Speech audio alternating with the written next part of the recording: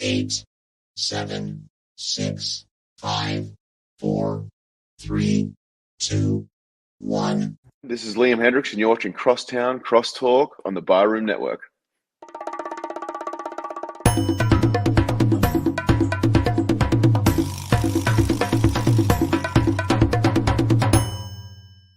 Some may find the following disturbing. Discretion is advised. Every summer in Chicago, the sunshine spotlights the city's spectacular skyline. Its luxurious lakeshore, marvelous monuments, and the over 200 neighborhoods in the city. And it also brings to light two of the greatest sports franchises in the world. On the north side, it's the Cubs. On the south side, it's the White Sox.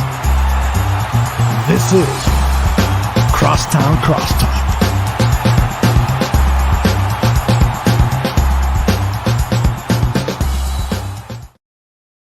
Hello, and welcome to another very exciting episode of Crosstown Crosstalk, presented by the Barroom Network. My name is Vinnie, and I am extremely excited to be here with each and every one of you. It is one of the most exciting weekends of the sports calendar.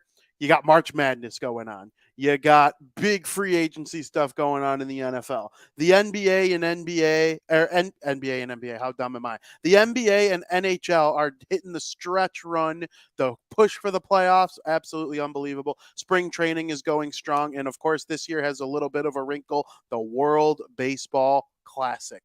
The World Baseball Classic has been a very polarizing event over the last couple weeks, especially within the last 24 hours.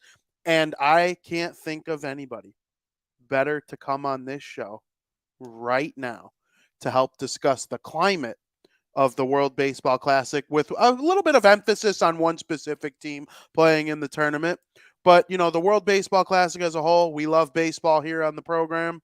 I'd like to welcome in from CubaDugout.com, Phil Sillig. Phil, how we doing? Not too bad. Better than I was at this point last week. So things are on the up and up. I'm happy that it worked out that you came on this week's episode with a smile on your face than grumpy Phil last Thursday. It all worked out for the better. Do you agree? Absolutely. So, Phil, obviously, we'll get to some of the shenanigans that's been going on throughout the entire World Baseball Classic, but bad start for Team Cuba in the first round of the World Baseball Classic. 0-2. Why were they 0-2? Well, it's actually very pertinent to, I think, the audience that's going to tune in here and not to throw it completely at the feet of two players specifically. But I think a level of it was when you look at how those two games ended, they got more than they could ask for out of their starting pitchers.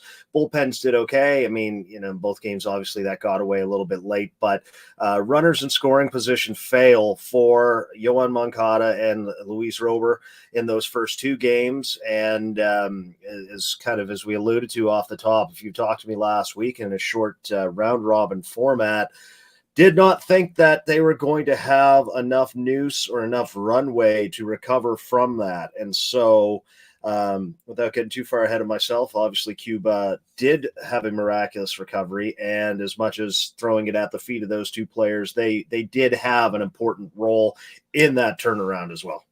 What do you think it was? So I had the bullet point written down. It's the White Sox fault that Team Cuba was down 0-2 in the first couple games there. What was it, though, that was, I mean, runners in scoring position, obviously big emphasis on that, but did it look like something was off? Like they're not ready yet? Like it looked like Moncada didn't even want to be there at first. And then, you know, all of a sudden this flip switch, which we'll get to the switch flipping in a little bit here, but like what was the issue? So through the lens, let's look at Robert's performance first in terms of, 3 strikeouts in the first game, chasing pitches way out of the zone, maybe looking a little over anxious. And from body language, as you said, if Moncada looked a little disinterested, Robert looked a little too interested. And so, I mean, with the benefit now of things advancing as they have, maybe there's a little bit more leeway to look at and say, was it jet lag? Was it? I mean, it is early in the spring, but frustrating a little bit that when you're facing off against a team like the Netherlands, whose strength is more the fact that their lineup was jam packed with either major leaguers or recent major league hitters. Their pitching was not their strength, and that proved to be true. And then you go into Italy, and as some people are saying, basically got shut down by the regenerated corpse of Matt Harvey. So there is a level that two guys that hopefully are using this as a springboard for Cuba, but for their 2023 seasons, certainly didn't look great. But again, it is, you don't want to put too much influence on 10 at bats for their sake versus what, again, 10 at bats could have meant if things didn't play out the way that they did in dropping those first two games in a 4-team round robin, or in a 5-team 4-game round robin, that you could have been bounced lickety split. Take me through that first win. Once they were down 0-2 and things were looking tough, what was that first win? How did that happen? What started to go right, and where were you by the time the game was over? So that game was a little bit tougher. I actually fell asleep at the beginning of it, and whether or not that kind of tells you where my expectations were running into it. So that game obviously did turn the momentum. Cuba beat up on Panama 13-4, banged out 21 hits. Moncada was instrumental in that. I think drove in 4 or 5 runs, had 4 or 5 hits. Again, Robert little less active, but looked a little bit better. That offensive explosion was better, and ironically, in a game where they probably got their worst starting pitching performance from Ronald Bolanos, who is a guy who spent time on a major league roster, hoping to continue that this year with KC. So it was more just an overall onslaught that way.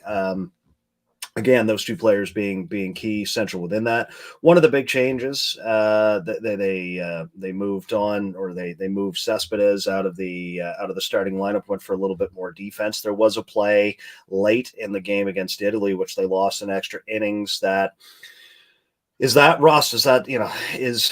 a guy who didn't break his ankle chasing around a wild boar and hasn't played a big schedule of games make that better play versus in the game against Australia, we see Roel Santos, who has spent a lot of that time in left field, make a great play at the wall for the sake of versatility, although ironically he'd rolled his ankle diving back in first base earlier. So maybe that's I was going to say maybe that's the beauty of the youth, but they're the same age. Maybe that's the beauty again of not breaking your ankle chasing a wild boar around your estate.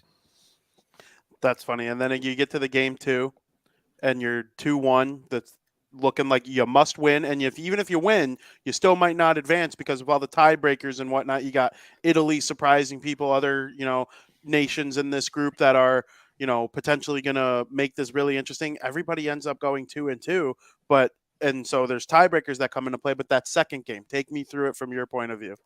So in terms of the big win against Chinese Taipei, Taiwan, won that 7-1, which apparently is the perfect remedy for everything in terms of the tiebreakers and all of that. So going 2-2 at that point, you look at and you feel better. But even going to bed, and even to the credit of the announcers and Tyler Mond, who did a great, and Ryan Roland Smith, Tyler Mond, who did a great job, kind of explaining during that game that there's a number of things that can happen here. I'm going to bed at that point because that game ended late, thinking that needing the Netherlands to win the next day, because I'm looking at going, so that's the team that you lost to that you can afford to be ahead of you, versus any Team Italy. You don't want to end up with the same record because they beat you, but then all teams finishing with the identical 2-2 record,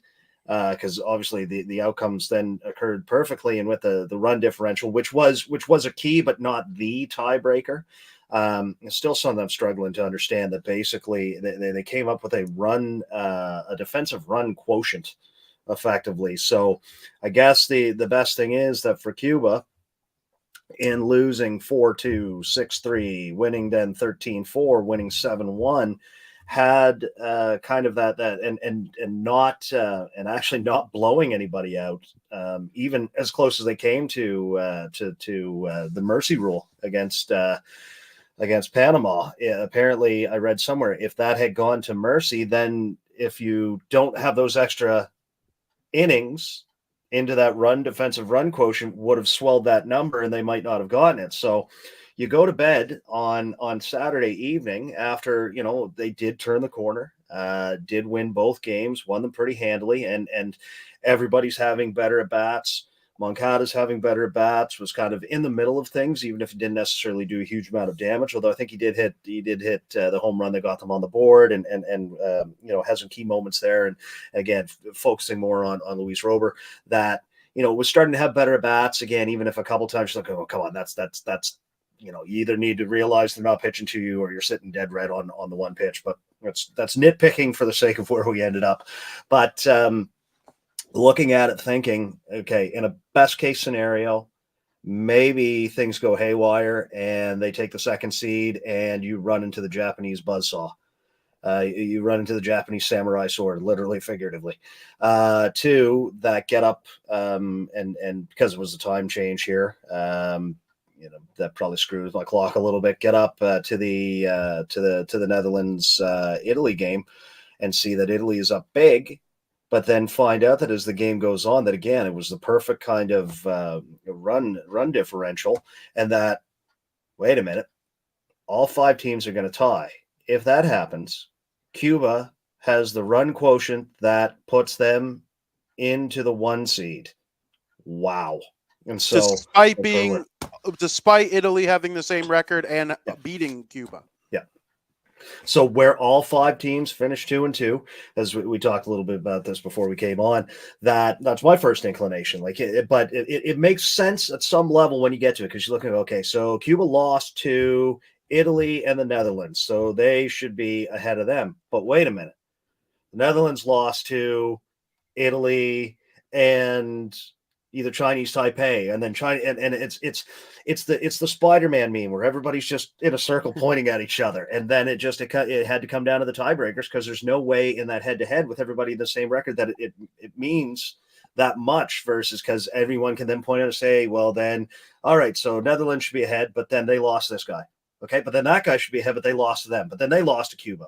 But then, it's fascinating. I'll be intrigued to see perhaps if the WBC looks at that and likes it, or does it ever happen again? Is there a workaround?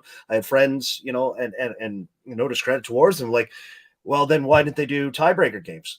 But how do you do that? You'd have to do a complete another round robin to make certain everybody gets a shot. So then basically all you're doing is replaying the round again. And obviously you don't have the time and the resources to do that. So as imperfect a system as this proved to be, I guess it is the only way in that shocking run of events, especially again after the start. Cuba 0-2, Netherlands 2-0. I'm assuming they're going 4-0, and yeah, at one point when Cuba's 0-2, I'm looking at a calculator thinking, okay, so fine, Netherlands, that's the monkey on the back. We didn't exercise that demon, fine.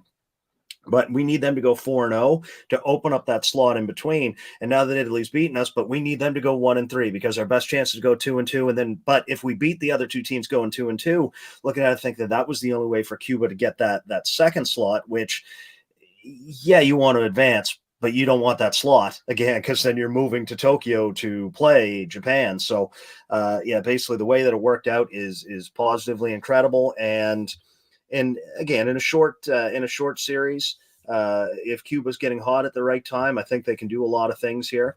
Have to be realistic, or if we want to acknowledge, obviously, a very tight game that they beat in Australia, which again it was a good draw for them going into that. I had an appearance the other evening talking about this, and with a gentleman who focuses on Australia, provided some great.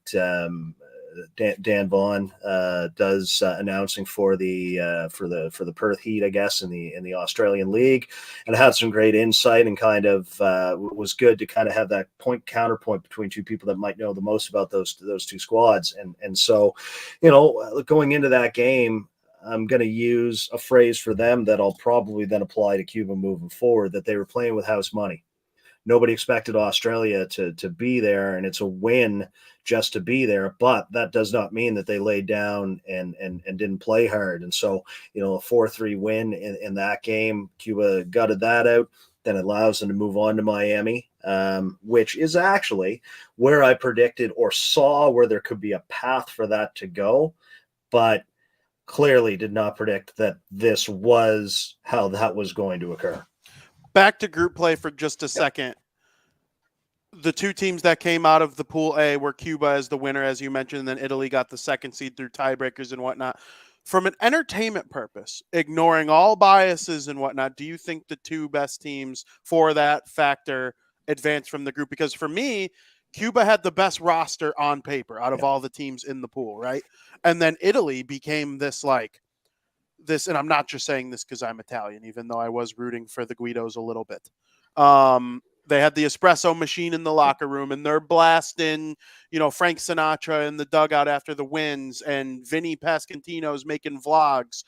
It seemed like a fun group, and I think if everybody from an entertainment purpose was looking for who should come out of this group, it's these two teams for two very different reasons. Do you concur?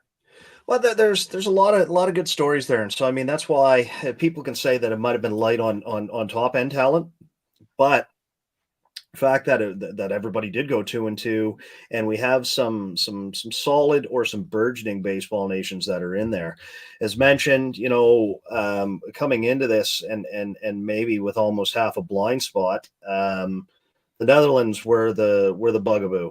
They're the ones that I'm looking at, saying that although that lineup might be getting by more on the perception of who a lot of those players used to be, they're still dangerous. That's pro, and when you have Xander Bogaerts in the middle of there. And, for those that don't know, the Netherlands have knocked Cuba out of the 2013 World Baseball Classic, 2017 World Baseball Classic, myriad other, like the 2011 Baseball World Cup. So they are rivals, make no mistake about it, although it heavily leans towards the Netherlands to the point that now at least they can look and say, hey, we still beat them. So, for the other countries, the story of Italy, obviously very, very cool story and exciting and growing there. And Italy does have a professional league, ironically, that a number of Cubans do go and play in every year. And so at its core, I don't know if it answered in terms of the excitement, Taiwan have a professional league there. So that's good too. Panama's burgeoning. I actually have good friends that spent the winter down in Panama and have told me that there's growing. It's a country that's obviously produced the likes of Mariano Rivera and Rod Carew. And so I look at it more from the perspective of everybody showed up, at least for a point, at least to make it very complicated. And I think that what the objective of the WBC is maybe something like this. It creates excitement for those countries that,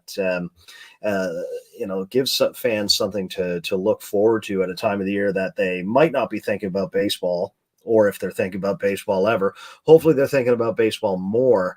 But hopefully now a kid in one of those countries is thinking of picking up a baseball. And then you think about what that can mean if those players, if some do go back. I mean, the Italian scenario is a little bit different in that most were imports. But even then, there's probably a window moving forward if those guys, have some time to go over, do some PR, go do some camps with kids and be able to hang the fact on, hey, did you watch the World Baseball Classic and how Italy advanced, and kind of give back into that community and create that excitement. And to me, that's a grand proportion of what this is about. I mean, obviously, people are going to say it's about selling tickets, about TV ratings, about all of that. And those are there. That's great. But for some of these countries that are building that baseball infrastructure and the expansion to 20 teams and for the Australia, again, getting into that crossover, winning for the first time, they've got a solid foundation there. I mean, Dave Nilsson, former major leaguers, their manager, Graham Lloyd, all of these guys involved giving back, and then a number of players actually from Australia building through and with their winter league. And so I think it builds there, and we see how people don't necessarily think of baseball as the international game that they should when it is. Is it second in the Big Four only to the NBA at this point? So it's it's a testament to what they're doing there, and I think that this WBC has been the best so far to create that excitement and hopefully foster new players and new fans in pockets where either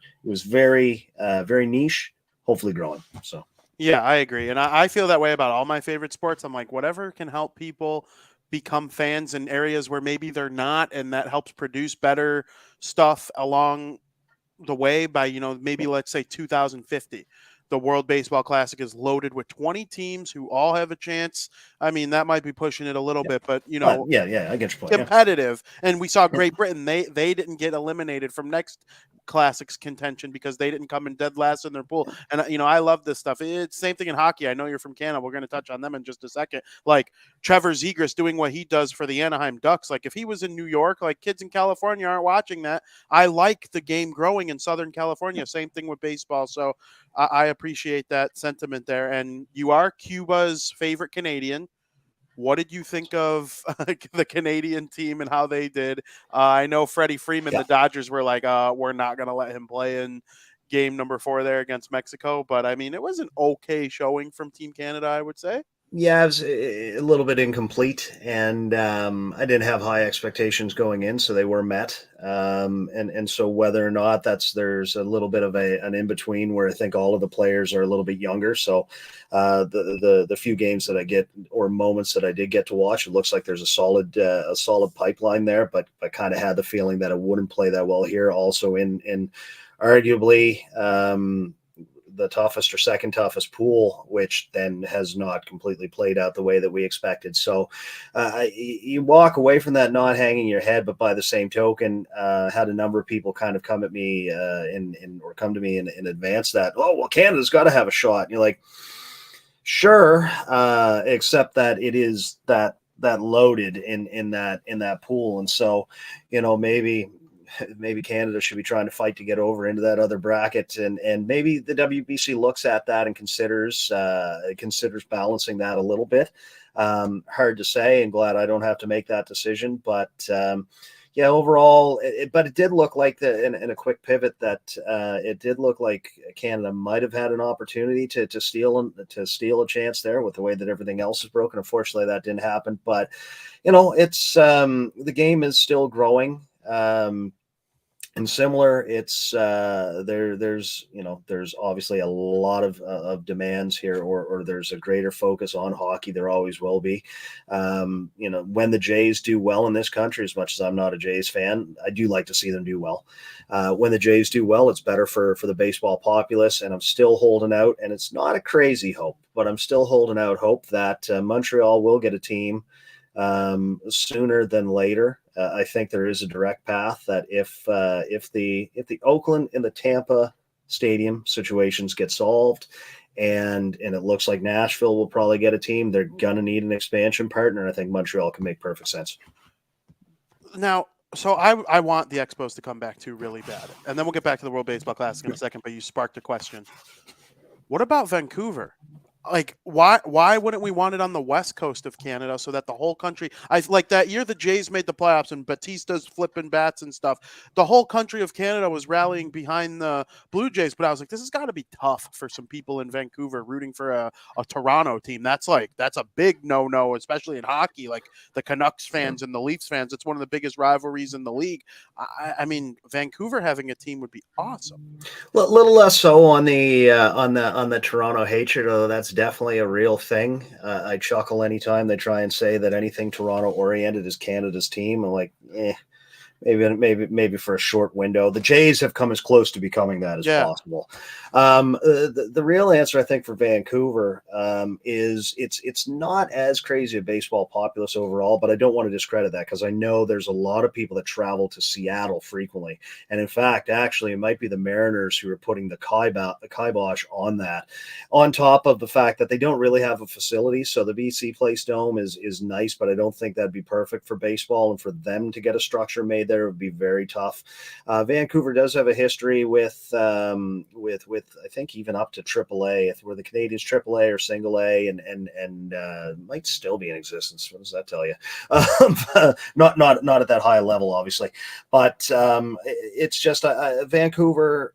I've heard wranglings, but I think Montreal is the better fit overall, based on the history, based on the fact that with a new stadium, with the current state that a Bell or a Rogers, the big media conglomerates here, would be looking to swoop in on something like that for that live programming, put the money into it, build a little boutique open air stadium in downtown Montreal that I think people could really get behind this point. As much as there is some truth, there is some validity, make no mistake about it, the fans did stop coming out, but they weren't given as many reasons based on where the Big O was. It's like playing in a parking garage, and I say that as it being the first baseball stadium that I ever attended. It's a quaint dump and has a special place in my heart, but also I would press the plunger on blowing that place up in a heartbeat. So it's sorry, we got a little sidetracked there, but I do think that there is a valid business case. I think that there is a will, and I think there is a path for the Expos to return to baseball in the next 5-10 years. That would be so exciting, and we all know they have some of the best get-ups in the league as well. And we saw it took Washington a long time to get good again. So winning does sometimes cure all. If that team came in and was good, Montreal's a crazy place. I watch the Canadians frequently, and it's a great sports town. So I'm all in on it as well. There's a reason why many of the traveling players used to love going to Montreal, to the point I've heard from former major leaguers that oftentimes they wouldn't even take their own bags into the hotel. They would have someone else handle that while they went straight to the ballet. Good nightlife there, eh? Yes, That's what I've heard. Yeah, Montreal. Yes. Poutine and nightlife. If you Yes. like to eat and you like that part of the world, like, life, you go to Montreal if you're in Canada. Yeah, I've Absolutely. heard that as well. It's so now we'll get back to the World Baseball Classic just a little bit. The Team Cuba, they played Team Australia. You mentioned it. They got the narrow 4-3 victory. What was going on in that game? What was your takeaway from it? And got some momentum now going into the semis. Yeah, so going into that game, so Yariel Rodriguez, who for many has been a bit of a revelation, this guy that's been successful in Japan with the Chunichi Dragons, but as a reliever, which I'm happy to eat a little bit of crow on this for the sake that I probably wouldn't have started him. I thought that the way that I thought that the tournament would go down, that he might have been more valuable as that bridge, though, that basically Miguel Romero has become. So kudos to Mandy Johnson for starting Rodriguez, who looked great. A little effectively wild in the first game, and in this one didn't go as deep, but gave them an opportunity to be around there, and kind of showed what the issue had been when he was a starter in the past, which was walks.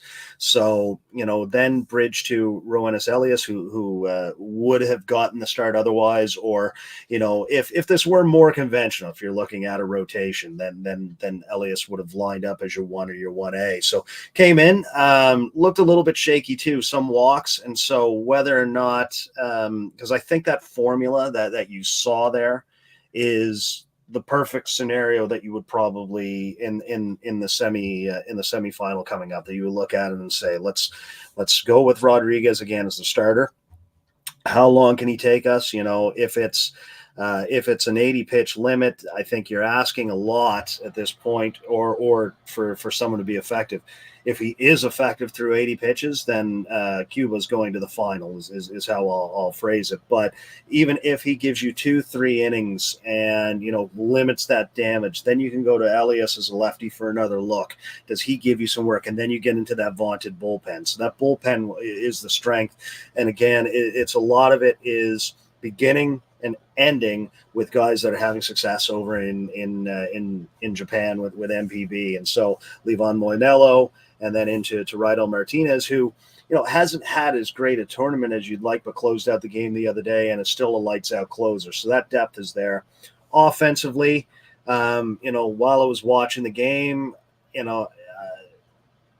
I figured if Moncada or Rover were going to get one pitch in any given at bat, they'd be lucky. So keep the chain moving. So they were a little bit of, more aggressive than I would have liked to see in a couple scenarios, but they generated enough offense. My pick to click, my X factor was Alfredo Despain in that four spot behind them, and who had looked resurgent in a couple of the early games, for the sake that if you're going to pick your poison, that's the guy.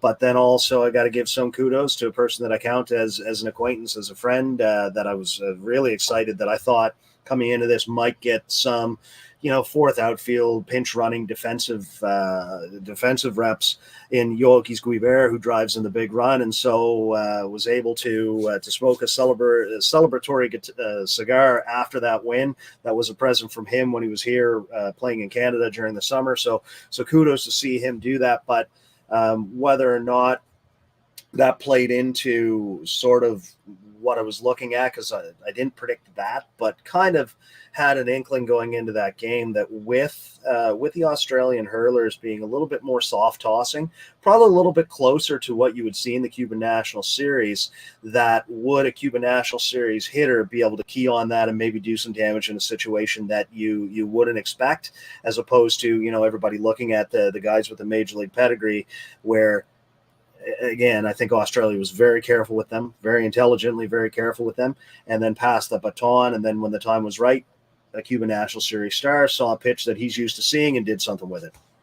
That's outstanding. And now, semifinal, waiting the winner of the game. I believe it is the 18th that the game will take place between the United States and Venezuela. The winner of that will play Cuba.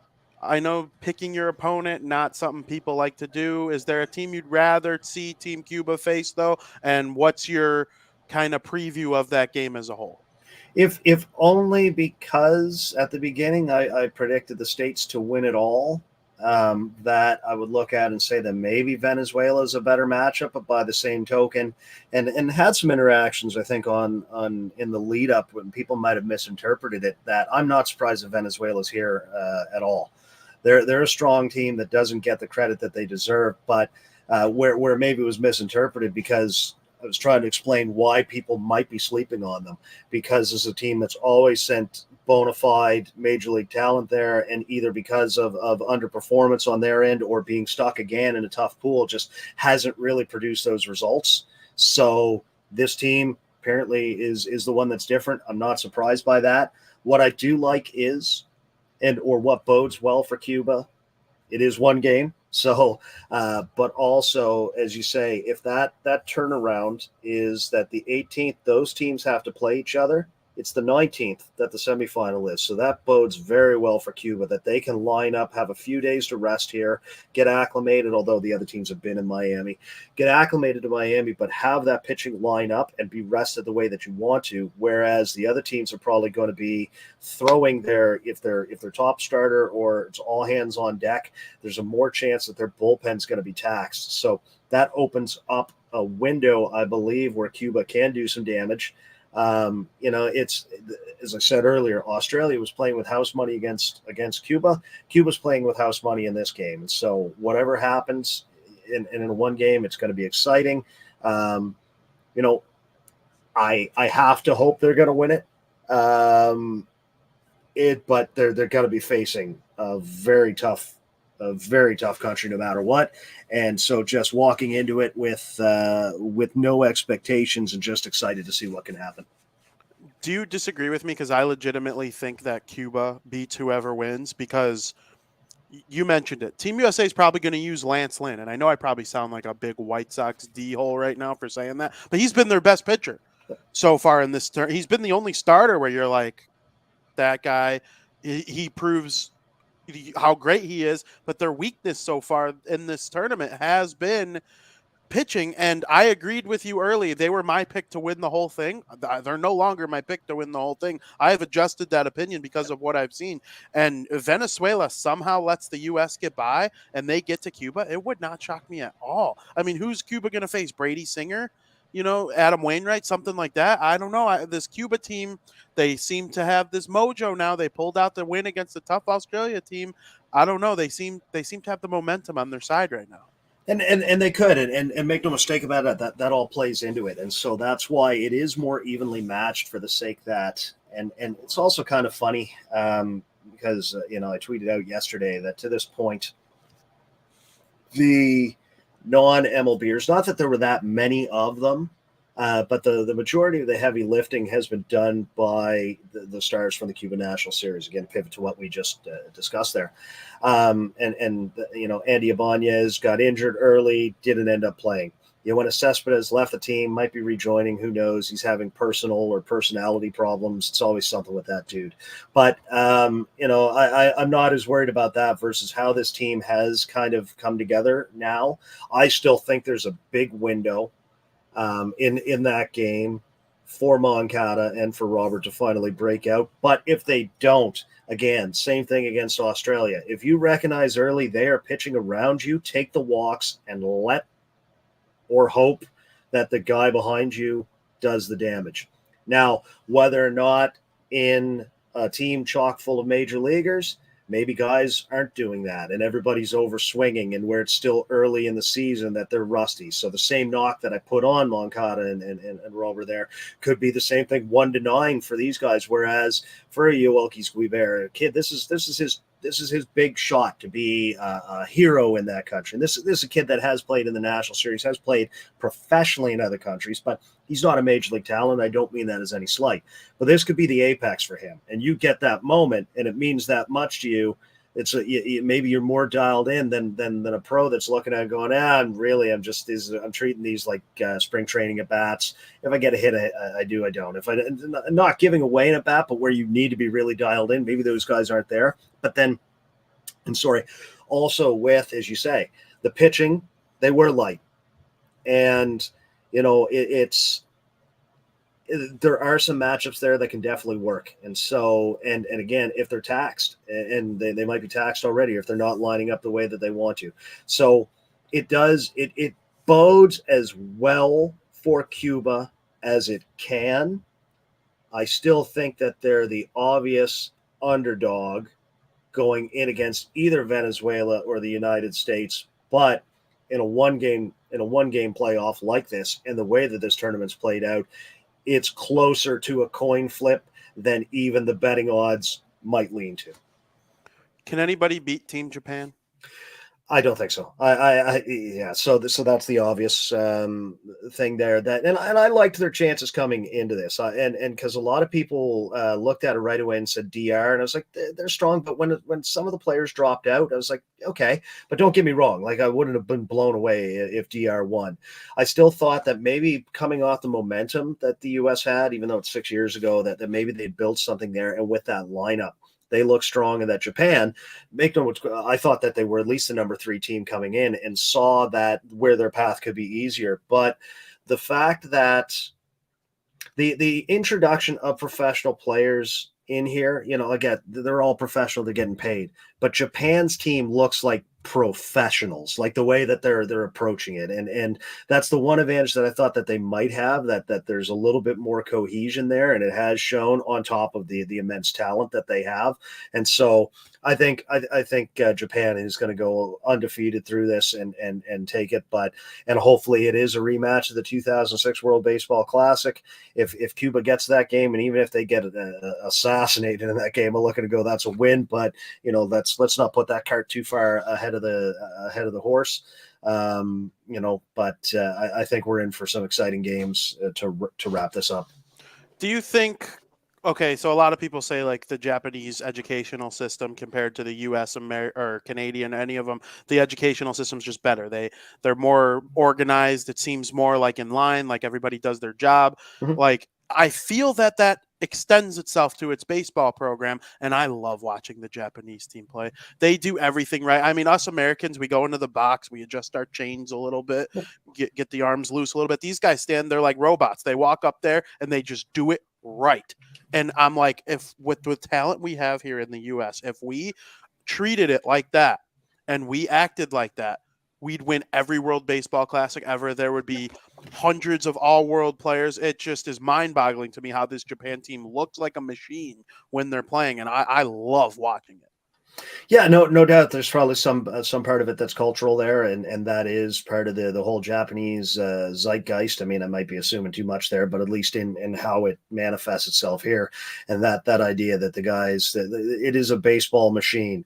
So there's pros and cons with that. I know there's always the argument over the let the kids play sort of thing, and I'm somewhere in between. I like the passion. I like going to Cuba. I'm immersed in that Latin American culture. That there's a fine line between passion and showboating and showing respect to the game that it was, and so I think the easiest way to say is though that preparation that it seems like Japan puts into it, where maybe because this might sound a little bit contradictory. I mean, there's no doubt Otani is one of the best athletes on the earth, versus John Kruk used to say, I'm not an athlete, I'm a ball player. Maybe some of that plays, and I don't want to discredit many of the Japanese guys. There's great athletic talent there, but I think they overachieve on that discipline and that approach to it, whereas maybe some of the other countries have more natural athletic ability. And so it's what do you bring to the table? What's your best way to succeed? Japan seems to tap into that it is in that workmanlike, and it is that in that machine type approach, and no doubt about it, it's working for them. Absolutely. They're one of my favorites. Hopefully Otani and crew at least make it entertaining for everyone. If they're going to dummy everyone en route to winning the whole thing, at least let Otani pitch in that last game and hit a tank or something. I just love watching that dude play. And, between him and Trout, it's nice seeing some Angels perform on big stages where everybody gets to watch them. What has been your favorite story from the tournament as a whole? So, I mean, I kind of been watching it, as many games as I can overall. I think it's just for me personally, it is Cuba getting as far as they are, and kind of on a personal level, seeing that it is reviving some of that passion on the island. I've had people ask, what is it like there, and talking to people, they are watching the games. The timings make it a little bit tough, so it's not, and the economy is incredibly in a bad state right now, so it's not as if people are really getting together in these massive gatherings, but that's starting to grow, and I guarantee that will be the case for this game on Sunday night there, that basically block parties coming together, and I wish I could be there for that. I'll be there a week later, but it's rebuilding that passion. Hopefully, my hope and my concern, knowing what I know about how things always work on that island, my hope is that the advent or the step forward in bringing the pros in is step one, not job done as far as the Cuban Federation is concerned, because I could, and they might have a valid argument for that, because after I've just said that basically as important as bringing some of these MLBers in on the field, it still has been, kind of they've set the nail up, and the guys that for the Cuban National Series have nailed it in many circumstances. So, that's still a thing. But moving forward, if you want to win the World Baseball Classic, if you want to keep building that, I think that you have to have a policy that opens it up to anybody that wants to be a part of it, that's of Cuban descent, and then kind of rebuild that pipeline and those relationships, and then start funneling some money back into the system. And that it's a very complex way for that to happen, but being a little bit of an optimist, at least on this one, hopefully this is the springboard for that, and not just a, hey, let's give ourselves a pat on the back, look at how good we did in putting this together, and let's be more resolute. So anybody that didn't want to be a part of this, to heck with them, versus, okay, now if we made it this far doing this, maybe next time we bring in a few more guys, we get all the way and we can be as good as Japan or whoever it might be. Absolutely. Or maybe they win the whole thing and they shut me up and everything I just said was complete malarkey. So. Well, I guess we'll see, but I agree with you. Last night we saw something that pretty tough. Edwin Diaz celebrating the victory for Puerto Rico over the Dominican Republic. Kind of a big win for them as a country, baseball country, I would say. I thought the DR was going to win. A personal bias towards them because of Jimenez and wanting to see the White Sox play as well as possible. But, Puerto Rico, outstanding win. Diaz tears his pectoral ligament in his knee, and he's going to have surgery that will likely end his 2023 season, as reported by Jeff Passan right before we went on air today. Now there's a debate online. You got some notable people arguing with each other online. Marcus Stroman got involved, a bunch of Mets, big time Mets fans, bloggers, all sorts of things, debating whether or not the World Baseball Classic means something. Should teams put it in clauses not to go to the World Baseball Classic?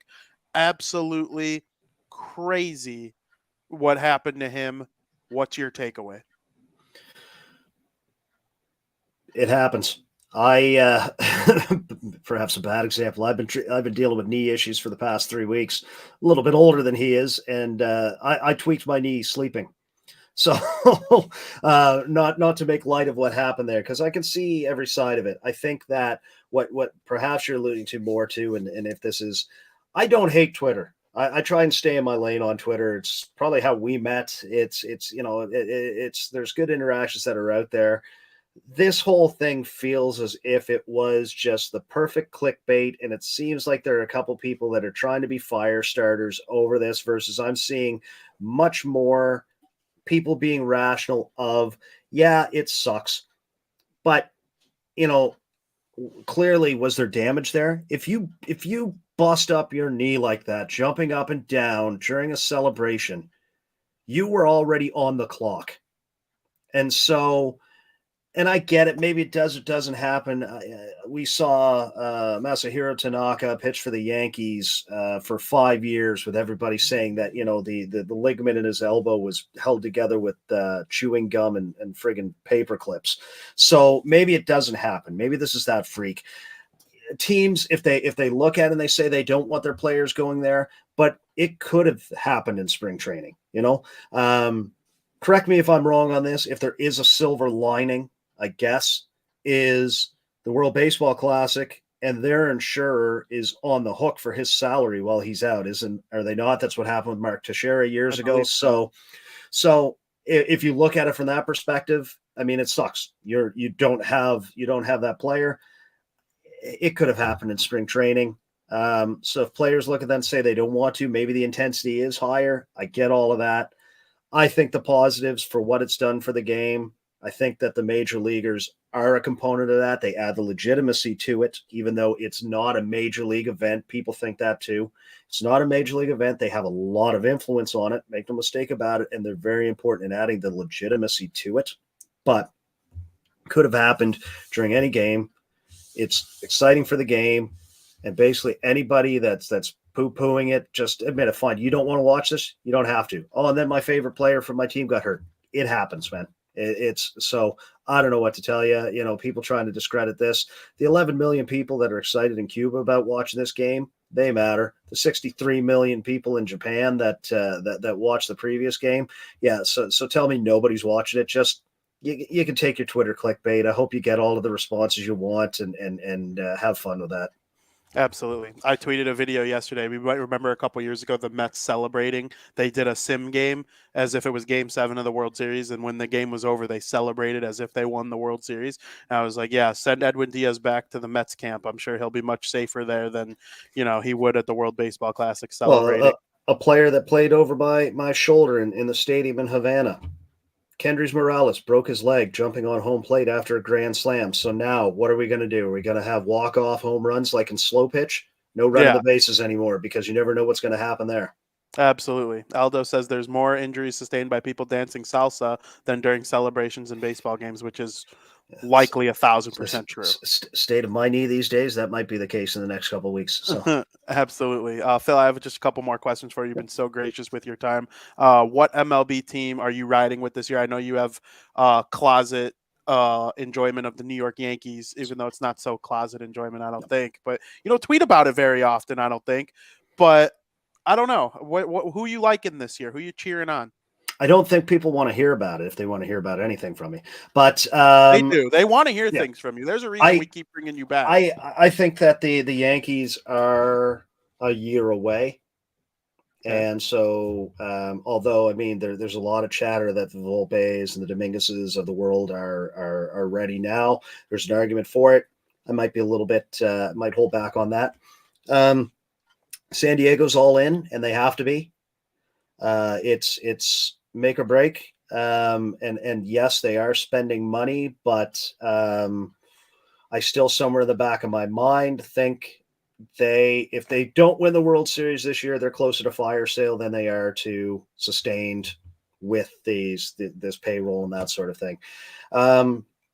Yeah, so it's a little bit wide open there. I like the Yankees' chances in that division. Tampa's always dangerous. Do the Jays rebound after their epic collapse? But that could be one of those things that with a younger team that if it doesn't break them, it could make them.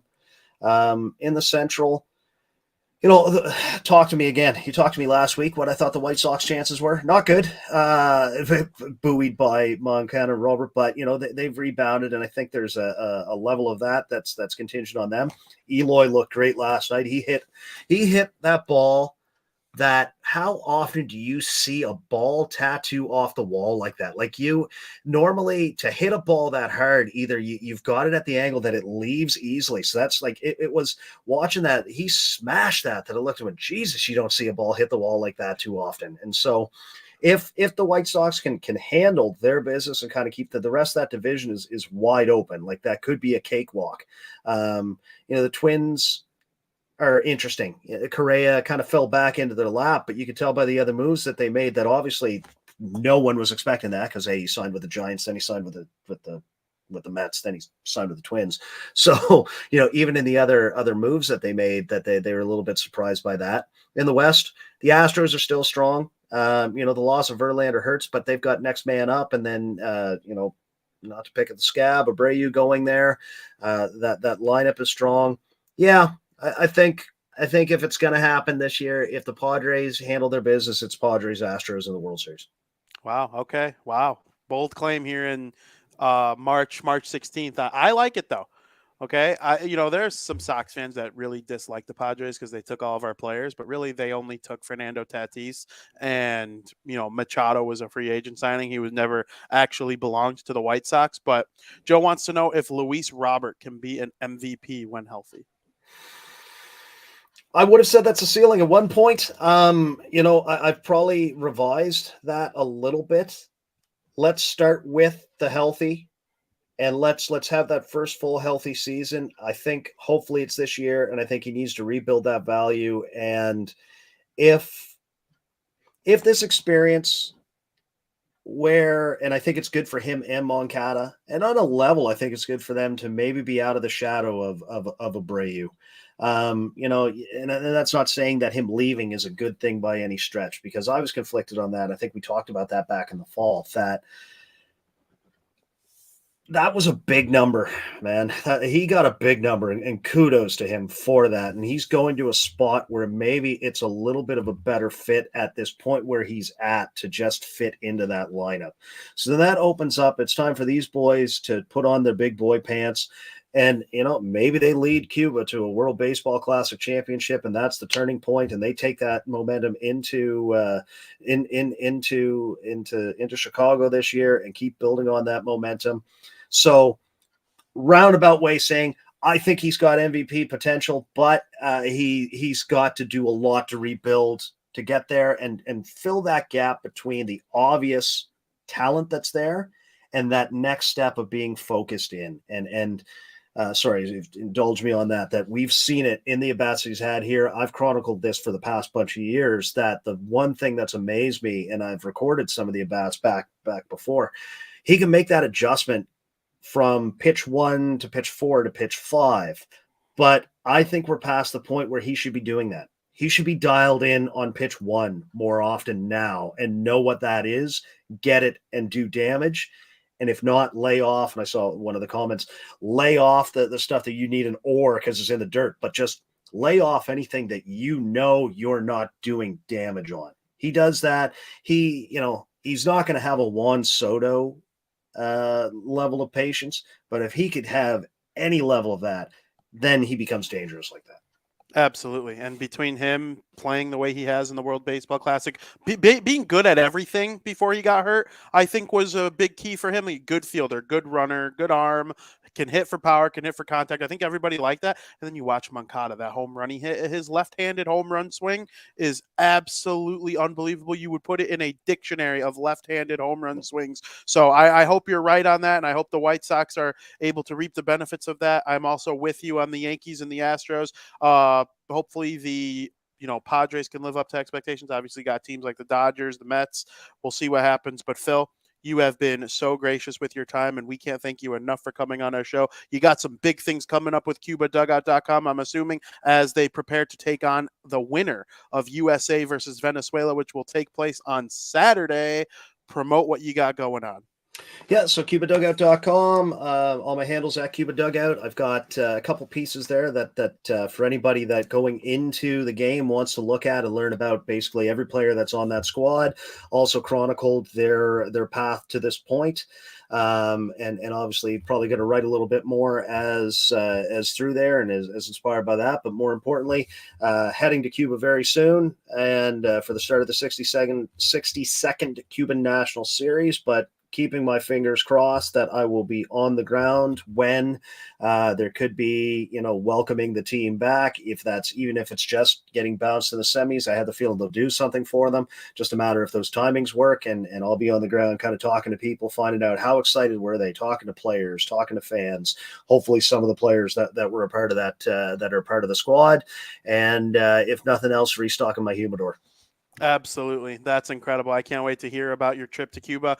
Maybe we'll have you back. Maybe the gap won't be quite as long between now and your next appearance because of, it'll depend on what Cuba does. And, I want to hear some of these stories face to face. So I'm excited to chat with you next time you're on. Everybody, make sure you're following him on Twitter at CubaDugout.com. And I just wanted to say before we let you go to make sure that you are voting in the 108 tournament. Very important stuff on White Sox Twitter, Phil. Very important stuff. You go there, you vote for Gabe right now. I tweeted it. You go vote for Gabe right now. He's a friend of the program. I want every single person voting for him. And then on Monday, I will be taking on Celeste in round number 2. And I want your vote. Please vote for me in the 108 tournament. Phil, I don't know if you voted for me or not, but I would appreciate your endorsement on Monday. What do you think?